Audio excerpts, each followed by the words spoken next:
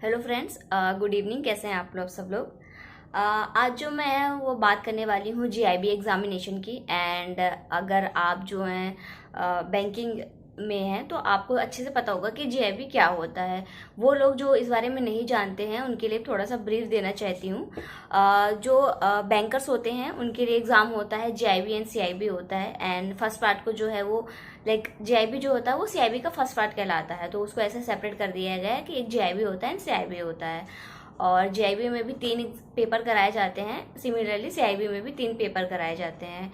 And इसका benefit यही होता है कि क्योंकि बैंकर्स के लिए है तो ऑब्वियसली इसमें सारी जो बैंकिंग के रिगार्डिंग ही क्वेश्चंस वगैरह होंगे एंड उसी तरीके से पढ़ाई उसमें होती है। एंड इसका जो बेनिफिट होता है बहुत ज़्यादा वो ये होता है कि एक तो आपको सबसे पहला तो होता है मॉनेटरी बेनिफिट्स होता है, क्योंकि जैसे ही आप जेआईबी क्लियर कर लेते हैं तो आपका जो पे स्केल होता है उसका बेसिक जो है वो एक इंक्रीमेंट बढ़ जाता है। इंक्रीमेंट लाइक आपका एनुअल जो इंक्रीमेंट लगता है, तो आप जैसे ही सीआईबी क्लियर कर लेते हैं आपका एक इंक्रीमेंट मिल जाता है जब आपका सर्टिफिकेट आ जाता है एंड आप वो प्रोवाइड कर देते हो अपने एचआर को, तो उसी प्रकार से सारा प्रोसेस होकर आपका एक इंक्रीमेंट बढ़ जाता है। एंड सिमिलरली सीआईबी के साथ भी यही है, एज सुन एज आप अपना सीआईबी क्लियर करेंगे आपका फिर एक इंक्रीमेंट बढ़ जाएगा। एंड क्लेरिकल के केस में और अच्छा है, बिकॉज क्लेरिकल के केस में सीआईबी के आपको 2 इंक्रीमेंट मिल जाते हैं। लाइक अगर आप एक क्लेरिकल हो तो जीआईबी का एक इंक्रीमेंट, एंड आप जब सीआईबी करते हैं तो उसके आपको 2 इंक्रीमेंट मिल जाते हैं। ऑफिसर के लिए दोनों में एक एक इंक्रीमेंट ही है। सो पहला जो बेनिफिट है वो तो यही हो गया कि मॉनेटरी बेनिफिट्स होते हैं in terms of your increasing increment. And उसके बाद जो सेकंड बेनिफिट होता है वो ये होता है कि जब भी आपका प्रमोशन होता है एंड इस तरीके का जो भी है तो आपको उसमें कुछ एक्स्ट्रा पॉइंट्स मिल जाते हैं, because you have qualified GIB और सीआईबी एंड बोथ, तो उसका भी प्लस पॉइंट होता है। एंड कुछ एग्ज़ाम्स कुछ बैंक्स ऐसे हैं, जैसे आई थिंक एसबीआई में है या और भी होगा, आई डोंट नो, लेकिन मुझे एसबीआई के शायद पता है, इस तरीके से सुना है मैंने कि वहाँ पे प्रमोशन का क्राइटेरिया यही रख दिया गया है कि जब आप जेआईबी एटलीस्ट कर लोगे तो आपको प्रमोशंस में बैठने दिया जाएगा। तो इस तरीके की भी चीज़ें कहीं कहीं पे ऐसा बना हुआ है। सो जेआईबी सीआईबी जो है ऐसा नहीं है कि कोई अभी नई इंट्रोड्यूस हो गई है, बहुत पहले से चल रहा है। एंड जब मैं वहाँ पे थी आईडीबीआई बैंक में थी तो तब मैंने जेबी या सीआईबी नहीं किया था। ऐसा नहीं था कि मुझे इसके बारे में पता नहीं था, लेकिन थोड़ा बहुत मैंने नाम सुना था कि कुछ लोग वहाँ पे एग्ज़ाम दे रहे थे, बट मैं बहुत ज़्यादा इंटरेस्टेड नहीं थी इसमें। ऑल्सो बिकॉज एक रीज़न ये था कि तब आईडीबीआई में जो है वो जेबी सीआईबी का इंक्रीमेंट नहीं होता था। सो बिकॉज आपको मॉनेटरी बेनिफिट्स नहीं होते हैं, लोगों के बीच में उतनी अवेयरनेस नहीं होती है। सो यही एक रीज़न था कि मैं उसके बारे में जान नहीं पाई और इसमें इंटरेस्ट नहीं लिया मैंने।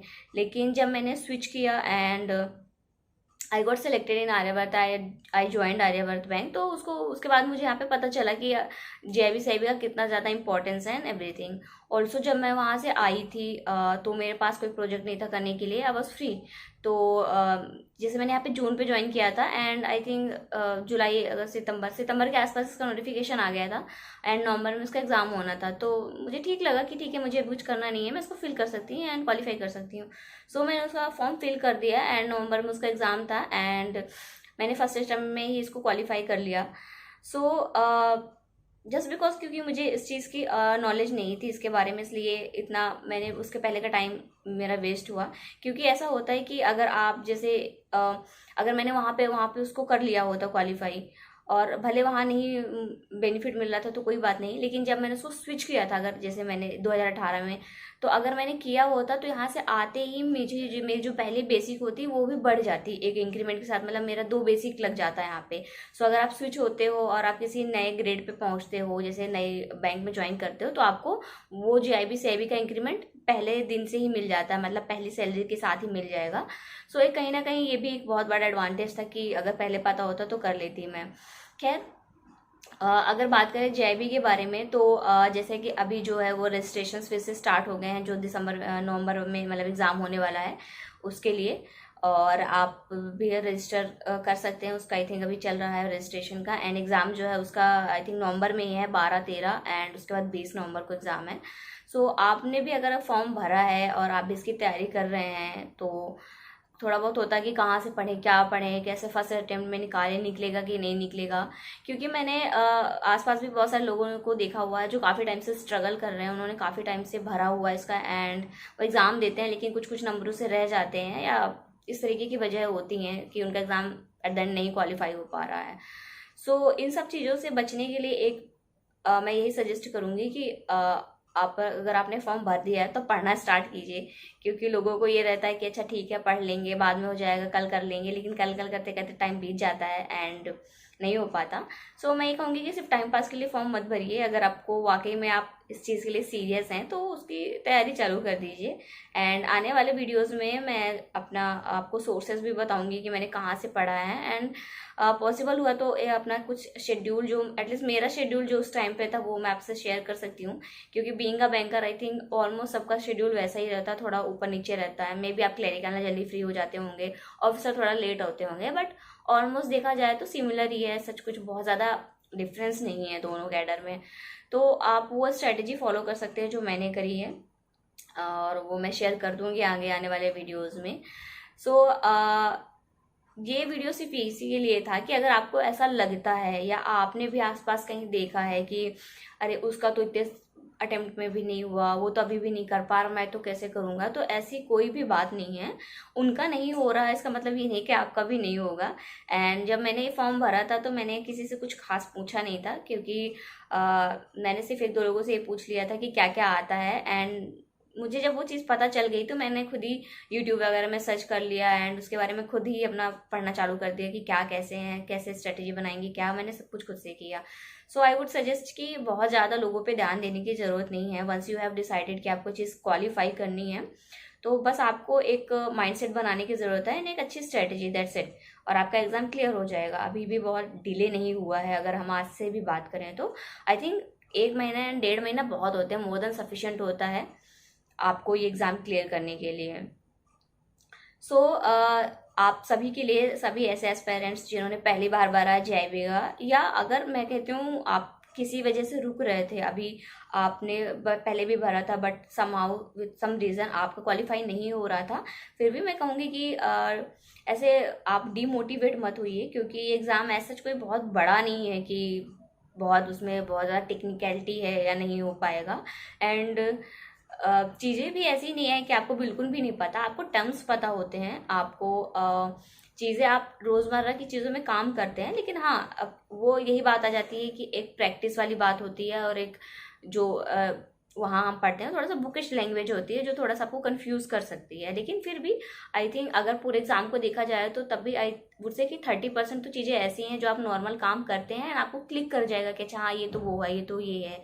एंड वो भी बात है कि जब वहाँ पे बुकिश लैंग्वेज आता है तो ऑफकोर्स आपको बुक्स के थ्रू ही पढ़ना पड़ेगा, बिकॉज जो टर्मिनोलॉजी होती है वो आपको समझने की ज़रूरत है। सो तीनों सब्जेक्ट्स हैं, 3 सब्जेक्ट्स ही हैं, एंड अगर आपने भरा है तो आप बहुत अच्छे से मोटिवेट होकर और अपनी इस तैयारी में लग जाइए। अगर आप पहले से भरते आए हैं लेकिन फॉर सम रीज़न आपका नहीं हो रहा है, फिर भी आप इस बार एकदम ठान लीजिए कि मैं फाइनल तो इस बार निकाल के ही रहना है मुझे, और आप कर भी सकते हैं, बिल्कुल कर पाएंगे, इसमें कोई बहुत बड़ी बात नहीं है।